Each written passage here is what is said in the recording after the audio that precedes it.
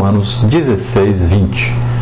Então, essa promessa de redenção, Deus promete que enviaria um que pisaria a cabeça da serpente, ou seja, venceria Satanás e traria então a salvação a todos os homens.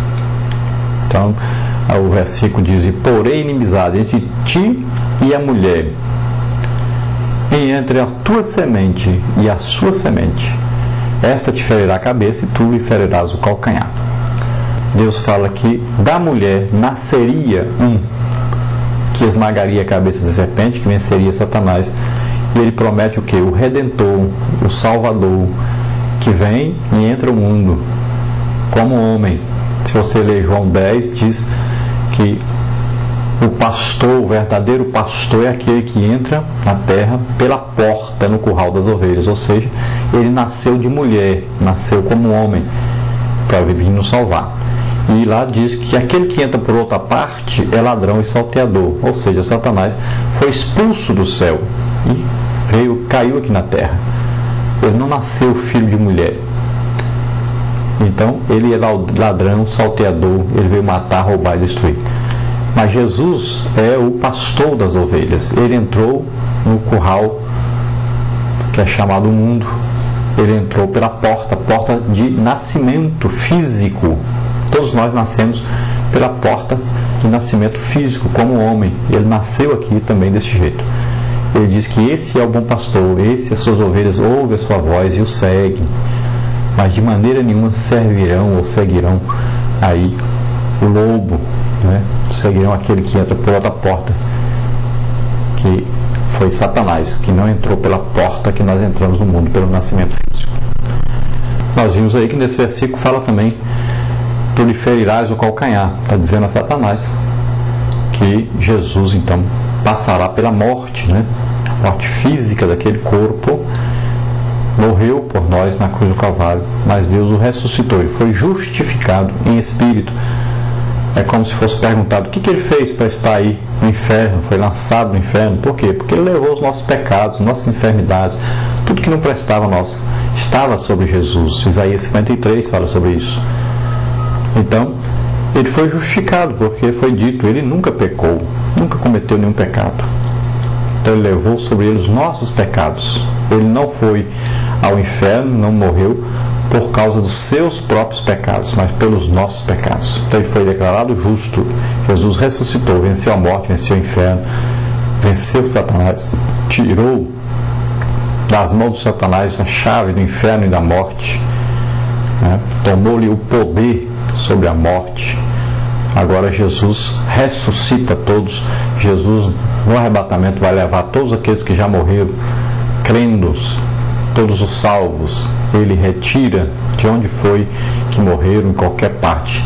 Serão transformados, subirão ao encontro do Senhor.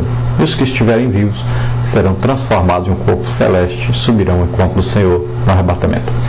E no final de todas as coisas haverá a ressurreição geral. Todos estarão então diante de Deus, uns para a condenação eterna e outros para a salvação eterna. Glória a Deus. Pergunta número 10: como Deus interveio na corrupção geral da humanidade? O primeiro homicídio cometido por Caim originou uma onda crescente de violência e corrupção em toda a terra. Deus interveio aí. Então nós vimos que começou com Caim, o primeiro assassinato que se tem notícia, e daí para frente o homem foi se corrompendo. E nos tempos de Noé já havia uma corrupção geral. Depois nós vemos aí que Deus interveio através do dilúvio, usando seu servo Noé, executando um plano que preservou a vida humana e das diversas espécies de animais existentes naquela ocasião. Então Deus usa o juízo do dilúvio, né? Chuva tremenda que veio sobre a terra, e pereceram aquelas criaturas, todas aquelas criaturas que, tanto o homem que pecou, como a natureza que havia sido corrompida devido ao pecado, né? Até os animais, até as coisas criadas, né?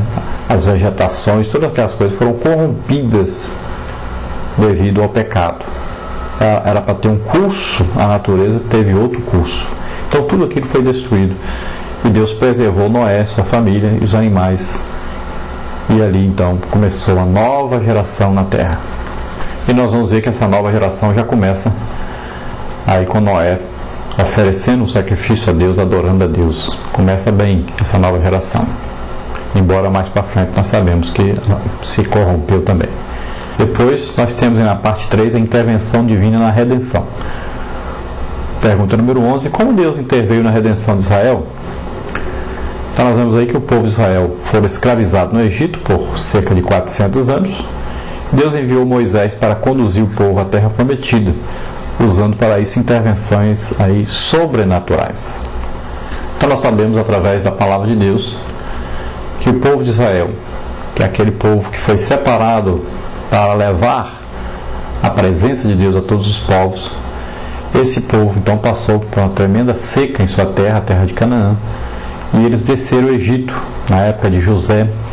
José estava governando o Egito, um plano de Deus, e Jacó desceu então com todos os seus familiares e foi morar no Egito. Moraram aí por 400 anos, e depois que Faraó já havia morrido, depois que José já tinha morrido, depois que já não existia mais aquela fama de José, depois que não havia consideração por parte dos governantes com José, né, que não sabiam o que José tinha feito, os benefícios que Deus tinha feito ao Egito por causa de José. E então eles começaram a ser escravizados, a sofrerem muito, e Deus envia então o libertador. Deus chama Moisés e envia Moisés para libertar este povo da opressão, libertar esse povo através então de grandes milagres, de grandes maravilhas que Deus fez, e Deus conduz esse povo então de volta à terra prometida. Então nós vemos aí que Deus lança as pragas sobre o Egito, e sabemos também que Deus abre o mar vermelho na saída do povo de Israel, e Deus continua fazendo seus milagres durante a caminhada deste povo. E os rebeldes, aqueles que não acreditaram em Deus, não tiveram fé em Deus, vão perecendo pelo caminho, não entram na promessa de Deus, a terra prometida de Deus. 12. Agora, como Deus interveio na redenção do ser humano? Qual foi a maneira? Então, logo após a queda, Deus providenciou o modo de redimir o homem dos seus pecados e imolou um animal para cobrir a nudez de Adão e Eva, prefigurando a cobertura provisória de seus pecados. Então, já no primeiro pecado aí do homem, a entrada do pecado na terra, Deus providenciou uma vestimenta para cobrir o homem, matando um cordeiro, prefigurando, né, a salvação em Jesus Cristo, a cobertura desse pecado, o apagar desse pecado diante de Deus. Para Adão e Eva é apenas uma cobertura, uma roupa para se vestir. Depois foram criados aí sacrifícios de animais para cobrir o pecado, mas não retirava totalmente o pecado, e o pecado só pode ser retirado então através de Jesus Cristo, o sangue do Cordeiro de Deus, Jesus Cristo. Esse sim apaga definitivamente o pecado, liberta o homem do pecado, purifica o homem de todos o pecado. Depois vem aí, o Senhor propiciou ao casal vestes por meio das quais pudessem estar diante do Criador. A lição aqui é muito simples: ninguém é salvo através das obras. É necessário receber da parte de Deus as vestes de salvação. Então aqui, quando Deus provê as vestes para aquele casal, Ele está dizendo que é Deus que provê a libertação, o perdão, a misericórdia. Deus que provê aí a salvação. Não é o homem não consegue fazer isso. O homem não compra a salvação. Por melhor que seja o homem, por mais que ele faça, ele não conseguirá comprar a salvação. A salvação só é através de Jesus Cristo. É pela graça de Deus, Deus é que dá, que oferece, Deus fez tudo. O homem só tem que aceitar. Pela fé, o homem aceita isso, crê e recebe a salvação. Depois nós temos aí, a partir de então, não haveria missão de pecado sem o sacrifício de uma vida inocente. A morte de animais tipificaria o futuro e definitivo sacrifício substitutivo de Cristo. Então, o sacrifício vicário, único e perfeito, realmente, só Jesus fez. Teve aí o sacrifício de animais para Israel, como ordem de Deus, mas nunca resolveu o problema do pecado. O problema do pecado só é resolvido através de Jesus Cristo. com a morte de Jesus Cristo na cruz do Calvário em nosso lugar. Na pergunta 13, quais os 4 aspectos da salvação sublime por meio de Jesus Cristo, nosso Senhor? Então ligue a primeira coluna aí de acordo com a segunda.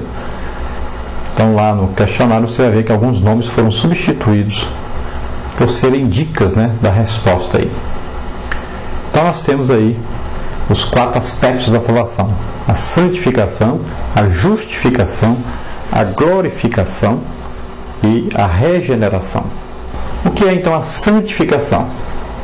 Essa santificação é o processo pelo qual o homem se separa do mundo e do mal e se dedica integralmente a Deus. Sem a santificação, ninguém verá o Senhor. É coisa clara na palavra de Deus, Hebreus 12, 14.